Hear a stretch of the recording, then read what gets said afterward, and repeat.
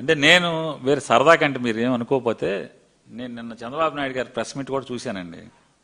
చూస్తే అంటే బహుశా స్క్రీన్ ప్లే ప్రకారం ఇప్పుడు మామూలుగా రోజు పెన్షన్లు ఇచ్చేప్పుడు ఇవన్నీ మామూలుగా మైక్ వచ్చుకుని కరెక్ట్గా దిగి మీరు మీ జీవనం ఇంత, మీ సంపాదన ఇంత, అలాగా ఓహో అని పెద్ద యాక్షన్ చేస్తున్నారు కదా. అదే మోడల్లో ఇండిగో గురించి తెలుగులో ఒక స్క్రిప్ట్ రాసుకెళ్ళిపోయాడు చంద్రబాబు నాయుడు. అక్కడ విలేకరిని ఎవడికో అడగమని చెప్పారు. చంద్రబాబు నాయుడు దగ్గర రమేష్ గారు అని ఒక ఆయన ఉన్నాడు. ఈ రమేష్ గారు కాదు, అక్కడ ఒక రమేష్ గారు ఉన్నాడు.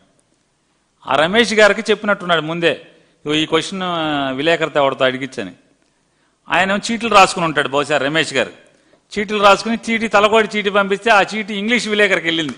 దరిద్రం చూడండి, చంద్రబాబు నాయుడు దరిద్రం. ఇంగ్లీష్ విలేకరికి వెళ్ళినట్టుంది. అతను ఆ క్వశ్చన్ మొత్తం ఇండిగో మీద ఇంగ్లీష్లో అడిగేశాడు. అడగగానే ఈయనకేమో మొత్తం తెలుగులో ఉంది ఇక్కడ స్క్రిప్ట్ అంతా. తెలుగులో మొదలుపెట్టాడు చూసి. ఆడు ఇంకా తొంటలాగా ఉన్నాడు ఇంగ్లీష్ విలేకరి. లేచి ఇంగ్లీష్ సార్, ఇంగ్లీష్ ఇంగ్లీష్ అన్నాడు. ఇంగ్లీష్ అనగానే చూశాడు, మళ్ళీ తెలుగులోనే మొదలెట్టాడు. ఆడు ఇంగ్లీష్ ఇంగ్లీష్ అన్నాడు, ఈయన తెలుగులో మొదలెడతాడు. చివరికి central government will take look after, I will take after, I after అని మూసేశాడు. ఇన్ని తిప్పలేందుకు చంద్రబాబు నాయుడు గారు? సూటిగా నేను తెలుగులో అడుగుతున్నా, నేను ఇంగ్లీష్ విలేకరులాగా మీ రమేష్ చీటీ మారిపోయినట్టుగా చీటీ మారకుండా నేను స్ట్రైట్ అవే తెలుగులో అడుగుతున్నా. నారా చంద్రబాబు నాయుడు గారు ఒకటి మాట్లాడండి. మీరు ఈరుడు, సూర్యుడు, ఇంద్రుడు, చంద్రుడు అని రామ్మోహన్ నాయుడిని సెంట్రల్ మినిస్టర్, కేంద్ర మంత్రి చేశారు కదా మీరు. ఏది ఆయన విమానయాన శాఖ, పౌర విమానయాన శాఖ మంత్రి చేశారు ఆయన్ని. మొత్తం తెలుగులోనే అడుగుతున్నా. నాకు ఇంగ్లీష్ రాదు, మీకు లేకని పట్టుకొస్తే తెలుగు రాదు. తెలుగు తప్పితే ఇంగ్లీష్ రాదు నాకు కూడా. మన ఇద్దరం సేమ్ టు సేమ్ మన ఇద్దరం. ఏదో అంటాడు, ఏదో సినిమాలో మీ వాడు ఉప ముఖ్యమంత్రి అంటాడు కదా, గీసుకుంటుంది గడ్డం, గీసుకుంటుంది గడ్డం వేసుకుందని. మీరు మేకప్ వేసుకుంటారు, నేను మేకప్ వేసుకుని, అంతే. ఇద్దరం సేమ్ టు సేమ్. ఇద్దరికి పట్టుకొచ్చి అక్షరం ఇంగ్లీష్ ముక్క రాదు ఇద్దరికి. మన ఇద్దరికి తెలుగులోనే మాట్లాడుతున్నా, తెలుగులో అడుగుతా. 2024లో మీ యొక్క అబ్బాయి అంటే మీ నామినీ, మీ అబ్బాయి, ఆ అబ్బాయి ఏరా అనుకుంటారు. అతను మీరు కేంద్ర మంత్రి చేశారు.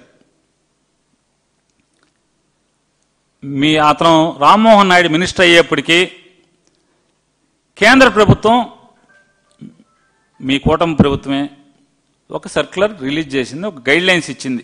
ఏమనిచ్చింది? పైలట్లకి రెస్ట్ కావాలి. ఎందుకు? అది కూడా ఎందుకని?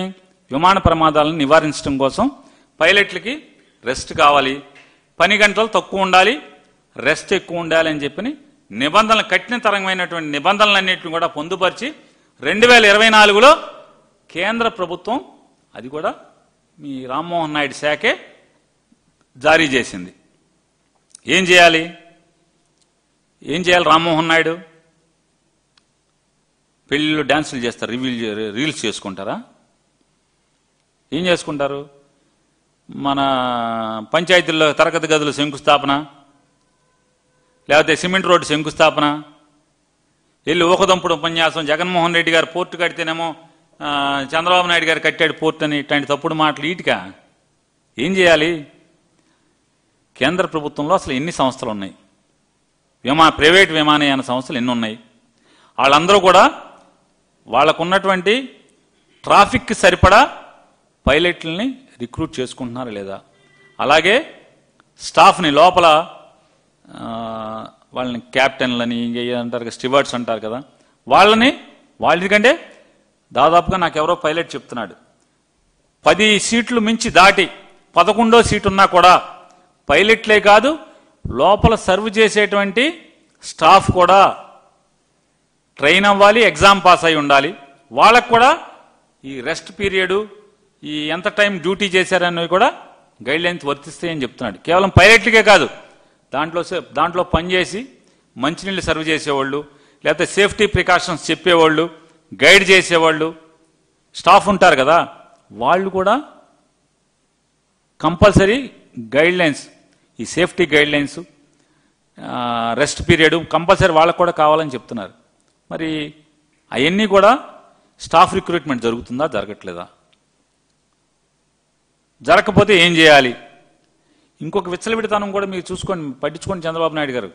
మీరు వెనకేసుకొస్తున్నటువంటి మీ రామ్మోహన్ నాయుడు పరిపాలనలో ఇండిగో గడచిన 18 మాసాలుగా ఫ్లైట్లు పెంచింది, రూట్లు పెంచింది, అంటే వాళ్ళు ఎగిరేటువంటి రూట్లు పెంచింది, డెస్టినేషన్స్ పెంచింది, వాళ్ళు చేరుకునేటువంటి డెస్టినేషన్స్ పెంచింది, ఆక్యుపెన్సీ రేషియో పెంచుకుంది.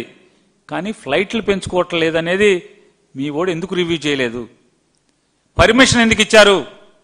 ఎప్పటికప్పుడు టైం టు టైం పర్మిషన్, అంటే కొత్తగా రూట్లు అడుగుతున్నాడు ఏంటి? పాత రూట్లకు సరిపడా రిక్రూట్మెంట్ చేశాడా, చేయలేదా? ఎందుకని మీరు పట్టించుకోలేదు? మీ ఓడి పట్టించుకోలేదని అంటున్నా. వెంటనే ఆపాలి కదా. కొత్త రూట్లు ఇవ్వకూడదు కదా. కొత్త రూట్లు ఇచ్చేస్తారు.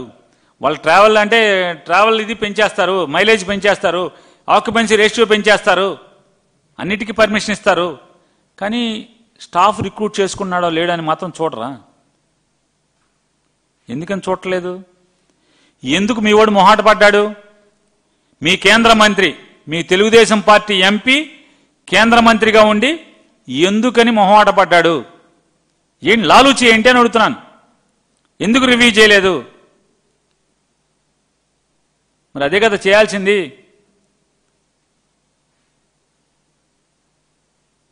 అది ప్రజలు తప్పు పడితే వైఎస్ఆర్ కాంగ్రెస్ పార్టీ మీద పడి ఆడవటం. ఏ ఒక్కరోజన్నా రివ్యూ చేశారా అని అడుగుతున్నా. రివ్యూ చేయకపోగా ఇంకా ఆయన మాట్లాడతాడు. ఇంకా 5-6 నిన్న పార్లమెంట్లో చెప్తున్నాడు, 5-6 విమానయాన సంస్థలకు ఇంకా అవకాశం ఉందని చెప్పని ఇప్పుడు చెప్తున్నాడు. అంటే ఈ దేశ ప్రతిష్ట ఏమైంది? మీ మంత్రి వల్ల, మీ తెలుగుదేశం పార్టీ ఎంపీగా మీరు మీకు వచ్చిన వాటాలో మంత్రిగా పెడితే రాష్ట్రం పరువే కాదు, దేశం పరువు ఏమైందని అడుగుతున్నాను. దేశం పరువు పోయింది కదా. జనం స్థితిగతులు చివరికి చనిపోయిన మనిషి శవాన్ని కూడా చివరి కోరిక మేరకు తీసుకొచ్చి కన్నం దహనం చేయలేని పరిస్థితులు ఉంటే ఎంత భావోద్వేగాలతో ప్రజలు అల్లాడుతున్నారు. లక్షల మంది ఏం చెప్తున్నారు? మీరు మెల్లగా సర్దుకుంటుందని చెప్తున్నారు.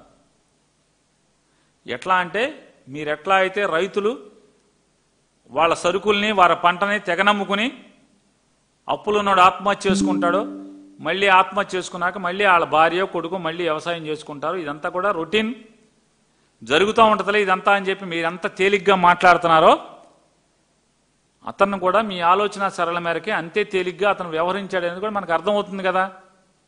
దండించాల్సింది పోయి దమ 4 బాధాల్సింది పోయి తెలుగుదేశం పార్టీ పరువే కాదు, ఈ రాష్ట్రం పరువే కాదు, తెలుగు వాళ్ళ పరువే కాదు, దేశం పరువు పోయింది కదా. మరి ఇవన్నీ ముందు జాగ్రత్తలు 18 నెలల నుంచి ఏం చేస్తున్నాడు ఆయన చేయించుకోకుండా? రివ్యూలు చేయాలి కదా. మరి పర్మిషన్లు ఇవ్వకూడదు కదా. నేను అడుగుతున్నాను, కొత్తగా రూట్లు ఎందుకు ఇచ్చారు? ఇండిగోకి కొత్తగా ఆక్యుపెన్సీ రేట్లు పెరిగేట్టు భారతదేశంలో దాదాపుగా 65% ఆక్యుపై చేసేట్టుగా, 65% విమానయానాన్ని ఆక్యుపై చేసేట్టుగా ఈ 18 మాసాల్లో ఎందుకు పెరగనిచ్చారని అడుగుతున్నాను. ప్రతిసారి మీ ఉద్యోగం ఏంటి మంత్రిగా? అదే కదా. అంటే ప్రశ్నిస్తే బురదేస్తారా చంద్రబాబు నాయుడు గారు? ఈ రాష్ట్రంలో అంటే వైఎస్ఆర్ కాంగ్రెస్ పార్టీ ఓడి ఎవడన్నా సానుభూతి పరుడు ఉంటే అది ఈ రాష్ట్ర ప్రజలు కాదా అని అడుగుతున్నాను. మేము ఈ రాష్ట్రం ప్రజలు కాదా? మేము ఈ దేశంలో పౌరులం కాదా? మేము తప్పు జరిగితే ప్రభుత్వంలో పనిచేస్తున్నాడు, ప్రమాణం చేసినాడు, బాధ్యత మరిచి లాలూచి పడి తప్పుడు పనులు చేస్తే ప్రశ్నిస్తామా? ప్రశ్నించమా? నిజంగా మీకే ధైర్యం ఉంటే అర్నాబ్ గోస్వామికి దానికి ఎందుకు బాయ్కాట్ చేస్తారు? మీరు తప్పు చేయకుండా ఉంటే అర్నాబ్ గోస్వామి ఛానల్కి మీరు ఎందుకు మానేస్తారు? ఎందుకు మానేశారని అడుగుతున్నాను. మీ డొల్లతనం లేదా మీ నిజాయితీ లేనితనం వీటిలో ఓ పక్క బయట పెట్టుకుంటారు, ఓ పక్కనేమో ఈ మాటలు మాట్లాడతారు.